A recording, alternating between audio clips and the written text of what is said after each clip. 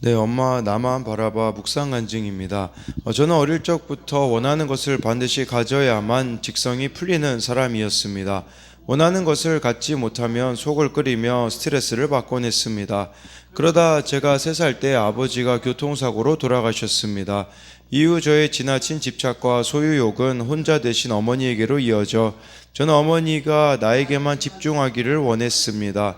어머니의 모든 관심을 오롯이 받고 싶어서 공부도 열심히 하고 말도 잘 듣는 착한 딸로 성장했습니다. 그러던 어느 날 제 속에 불같은 욕심이 가득하다는 것을 발견하게 되었습니다. 제가 중2 때 도박 중독이 있는 새 아버지를 맞이하게 된 일로 말입니다. 당연히 내 것이라고 여기던 어머니가 당황스럽게도 새 아버지에게로 가버리신 것 같았습니다. 그때 저는 은줄이 풀리고 금그릇이 깨지고 항아리가 샘 곁에서 깨지고 바퀴가 우물 위에서 깨지고 라는 말씀처럼 인생의 실패자가 된 것 같은 감정에 휩싸이면서 분노가 치솟았습니다. 하지만 아무렇지도 않은 듯 주위에 그런 감정을 숨기고 사느라 너무나 힘이 들었습니다. 급기야 조울증까지 생긴 저는 교회 공동체의 권면으로 신경정신과에 다니면서 7년 동안 치료를 받고 감사하게도 낫게 되었습니다.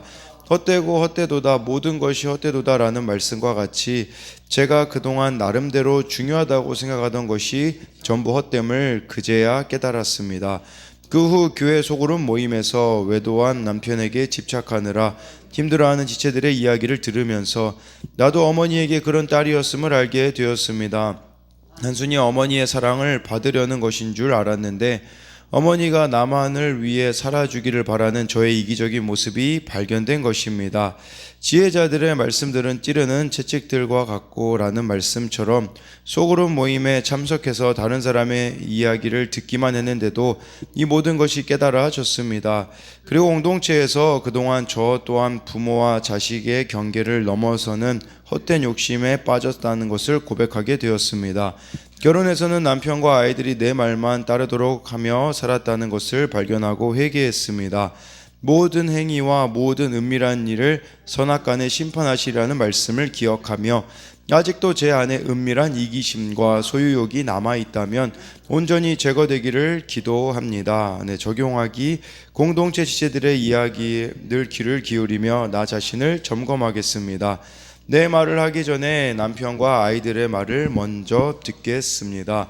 여기 묵상 간증에 이렇게 나와 있는 것처럼 정말 이 소그룹 모임에 다른 사람의 이야기를 들었는데 이게 채찍들처럼 깨닫게 되었다라는 것처럼 이렇게 말씀을 나누는 것이 중요합니다. 그냥 내 이야기 나누는 게 아니라 말씀에 근거한 것도 거기다 순종하며 살아간 이런 것들이 결국은 우리에게 또 말씀을 깨달을 수 있는 그곳으로 인도한다라는 것을 이렇게 말씀해 주고 있고, 또 우리의 모든 행위와 모든 은밀한 일을 선악간에 심판하시리라 라는 것은 어떤 사건이 있잖아요. 그때 내 모습을 볼 수 있어야 됩니다. 그 내 안에 은밀한 이기심, 소유욕이 이렇게 남아 있다면 온전히 제거되기를 기도한다라는 것. 결국 우리가 변화되기 위해 주어진 사건인데 우리는 남 탓하다가 끝나버리는 일들이 얼마나 또 많이 있습니까?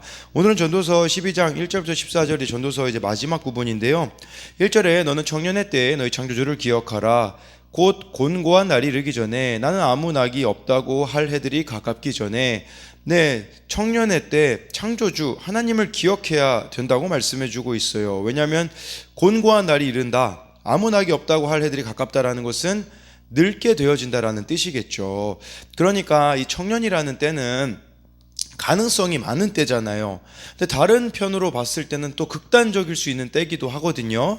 그렇기 때문에 하나님을 기억하는 것이 너무나도 중요하다라는 것이에요. 또 얼마나 중요한 선택들을 청년 때에 많이 합니까? 직장도 그렇고 배우자도 그렇고 인생에 정말 굵지막한 이런 결정들이 있는데 그때 하나님을 기억함으로 그것들을 결정할 때에 우리의 인생이 풍성한 삶이 되어질 수 있다라는 거예요.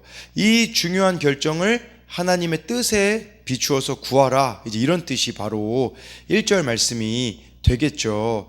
그래서 우리가 이 1절에 대해서 창조주 하나님을 기억함으로 상황과 환경과 사람도 우리가 이렇게 구원의 관점에서 보아야 되는데 1절에 대한 적용 질문으로 내 생각에는 바뀌지 않을 것 같은 상황과 환경과 사람은 누가 있습니까? 무엇이 있습니까? 반대로 내가 하나님을 의지한다면 어떻게 상황과 환경과 사람이 바뀔 수 있을까요? 나는 인생의 중요한 결정을 주로 어떻게 내리고 있습니까? 창조주를 기억하고 있습니까? 2절은요, 해와 빛과 달과 별들이 어둡기 전에 비 뒤에 구름이 다시 일어나기 전에 그리하라 해서요, 해, 빛, 달, 별이 어두워진다라는 것은 노년의 때에 즐거움이 없고 이제 그 종말의 시간이 가까웠다라는 뜻이에요. 비 뒤에 구름이 일어난다라는 것은 어둠이 계속된다라는 뜻이거든요. 그러니까 이 노년의 때가 되면 소망이 없어짐, 그거를 지금 이렇게 비유해 주고 있어요. 그러니까 이 2절은 즐거움과 소망이 사라지는 노년의 때를 뜻하는 것이라고 볼 수 있는 거겠죠. 그래서 2절에 대해서도 적용 질문은 나의 즐거움과 소망은 세상에 있나요? 예수님께 있나요? 네, 세상에 있다면 점점 이런 것들은 사라질 수밖에 없는 것입니다. 3절에요. 그런 날에는 집을 지키는 자들이 떨 것이며 힘 있는 자들이 구부러질 것이며 맷돌질하는 자들이 적음으로 그칠 것이며 창들로 내다보는 자가 어두워질 것이며 4절 5절까지 이게 3절부터 5절까지가 이제 그런 육체의 쇠함을 말하는 거기 때문에 계속해서 4, 5절도 읽어드리겠습니다.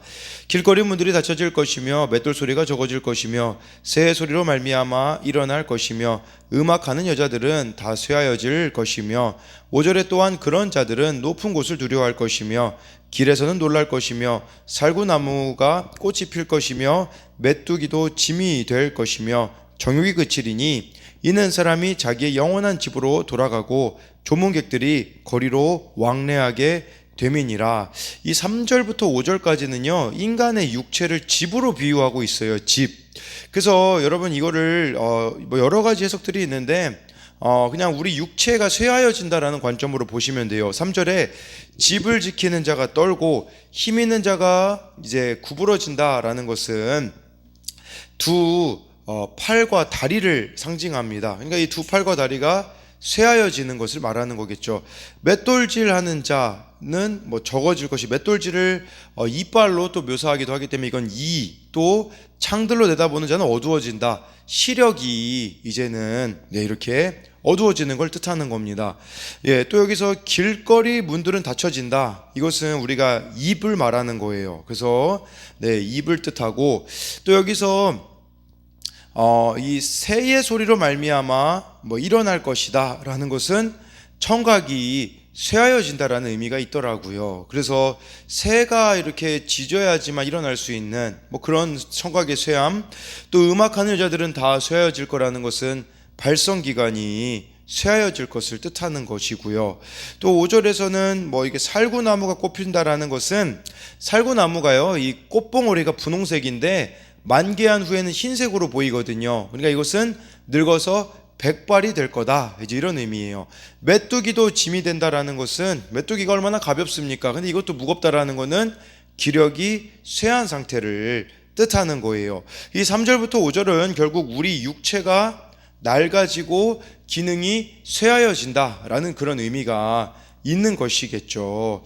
근데요, 우리가 근데 반대의 개념으로 한번 생각해 보자라는 거죠. 뭐 여기에 뭐 시력도 나오고 뭐 여러 가지가 나오는데, 근데 영적으로는 어떻게 되어지고 있는가를 한번 봐야 된다라는 거겠죠. 여러분, 어른아이라는 단어가 있어요. 어른아이라는 건 뭐냐면, 나이는 어른인데 행동하는 것은 아이인 경우들이 있거든요. 우리 신앙도 그럴 수 있다라는 거예요. 이 나이가 든다고 신앙이 성숙해진다라는 게 보장이 되어지는 것이 아니거든요. 육체는 쇠하여지는데 영적으로는 내가 얼마나 성숙해져 가고 있는지를 돌아보자라는 것이겠죠. 그래서 이 3절부터 5절까지를 보면 나는 영적으로는 얼마나 정말 성숙해져 가고 있습니까? 네. 그래서 근데 이제 막 눈과 귀가 하나님께 대하여 닫히는 경우들이 얼마나 많이 있겠어요. 그러나 영적으로 우리가 새로워질 또 필요성이 있다라는 관점으로도 볼 수 있습니다. 6절에 은줄이 풀리고 금그릇이 깨지고 항아리가 샘 곁에서 깨지고 바퀴가 우물 위에서 깨지고 라고 해서요. 이것은 쉽게 말하면 소중한 내가 가치를 가지고 유용하게 사용하던 것이 그 가치를 잃고 파괴되어지는 것을 뜻하는 겁니다. 우리로 말하자면 실패감 같은 것이라고도 볼 수가 있겠고, 내가 자랑하던 것들이 무너져 내린다라는 것도 그런 관점으로도 볼 수가 있어요. 그래서 이 6절에 대한 적용 질문은 내가 자랑하고 자신하던 것들이 무너져 내린 영역은 무엇이 있을까요? 최근에 실패감을 느낀 적이 있습니까? 7절에요. 흙은 여전히 땅으로 돌아가고 영은 그것을 주신 하나님께로 돌아가기 전에 기억하라 라고 말씀해 주고 있습니다. 그러니까요, 우리는 영은 하나님께로 돌아가는 거예요. 죽음이 끝이 아니라는 거겠죠. 그래서 영원한 세계에서 후회하지 않으려면 인생을 낭비하지 말아야 되는데, 그것은 무엇이겠습니까? 지금 이 세상에서 하나님을 경험하고 예배하는 삶을 살아가야 한다라는 것이에요. 언제 그래야 되냐? 가장 귀한 때, 청년의 때, 그때 우리가 하나님께 충성하며 살아가는 것이 가장 복된 길임을 말씀하고 있는 것이죠. 8절에 전도자가 이르되 헛되고 헛되도다, 모든 것이 헛되도다. 전도서 마지막에서도 우리에게 여전히 이 메시지를 주고 있어요. 모든 것이 다 허무할 뿐이기 때문에, 하나님과 관련되어지지 않는 것들은 다 허무할 수밖에 없기 때문에 우리들의 삶을 하나님과 연결시키는, 하나님과 관계 속에서 살아가야 됨을 말씀하고 있습니다. 9절의 전도자는 지혜자 이어서 여전히 백성에게 지식을 가르쳤고, 또 깊이 생각하고 연구하여 잠언을 많이 지었으며, 10절의 전도자는 힘써 아름다운 말들을 구하였나니 진리의 말씀들을 정직하게 기록하였느니라. 저는 이 9절 10절 말씀을 우리가 매일매일 큐티해야 된다, 이런 의미로도 볼 수 있지 않겠습니까? 전도자는 진리의 말씀들을 정직하게 기록하였다라는 것은, 여러분, 우리들에게 있어서 이 말씀을 정직하게 우리 자신을 비춰야 된다라는 거예요. 그래서 이 큐티 이렇게 올려드리는 거를 듣기만 하시면 안 돼요. 꼭 적으셔야 됩니다. 적으면서 내 자신을 돌아봐야 돼요. 정직하게 내 자신을 돌아봐야지만 이것이 우리들에게 삶의 변화로 이어질 수가 있다라는 겁니다. 그래서 이 9절 10절에 대해서는 날마다 말씀 묵상으로 내 자신을 정직하게 돌아보고 있습니까? 이렇게 돌아보게 되어져야 되는 이유, 11절에 보면 나와 있잖아요. 지혜자들의 말씀들은 찌르는 채찍들 같고 회중의 스승들의 말씀들은 잘 박힌 못 같으니 다 한 목자가 주신 바이니라 해서요. 여러분들이 이 지혜자들의 말씀은 찌르는 채찍들 같다라는 것은 내가 듣고 싶은 것만 들어서는 안 된다라는 뜻이에요. 말씀을 듣고 싶은 것만 들어서는 안 된다. 또 이것은 여러분들, 우리가 이 말씀을 삶으로 살아낸 것을 나누는 것은 누군가를 찌르는 채찍질이 될 수 있다라는 것입니다. 근데 여러분, 이 채찍질이라는 거, 찌르는 채찍질이라고까지 표현하는 것은 목자들이 가축을 몰 때 쓰는 막대기였었거든요. 이 채찍질이 나무 끝에 못이 박혀 있어 말을 듣지 않는 가축을 바른 길로 이끄는데 유용했다고 해요. 그러니까 말씀에 찔림이 여러분들이 있어야 된다라는 거예요. 그래서 다른 사람들의 이 말씀 나눔을 듣고서도 찔림이 내 안에 있는 것이 바른 길로 가는 비결이죠.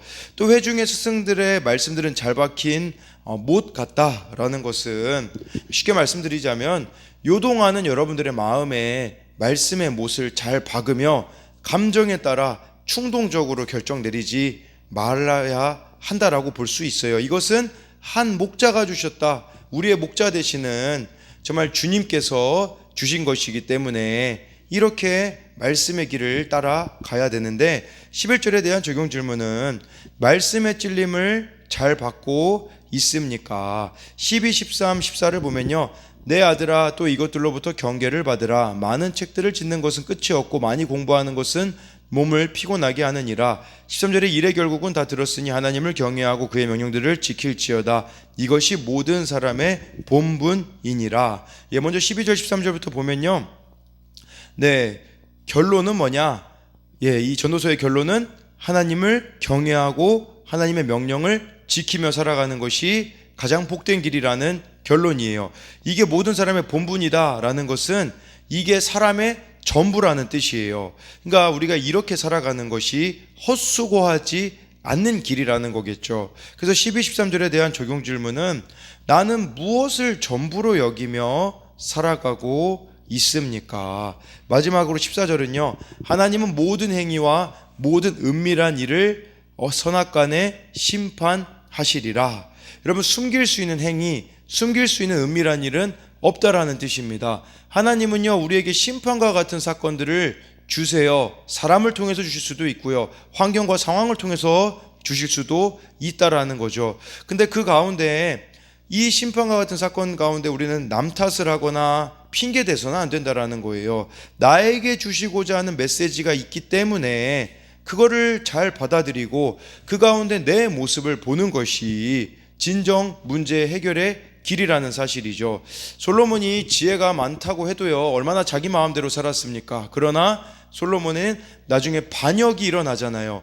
누가 반역을 일으켰을 때 그 심판과 같은 사건을 통해서 돌이키게 되었듯이 우리도 마찬가지입니다. 사람을 변화시키는 것은 결국은 이 심판과 같은 사건을 통해서 내 모습을 보는 것이라는 것을 기억함으로써 핑계대지 말고 그 가운데 내 죄를 보는 것이 가장 지혜로운 길이라는 것을 기억하셔야 돼요. 그래서 마지막으로 14절에 대한 적용 질문은 나에게 임한 심판과 같은 사건으로 드러난 나의 죄는 무엇이 있습니까?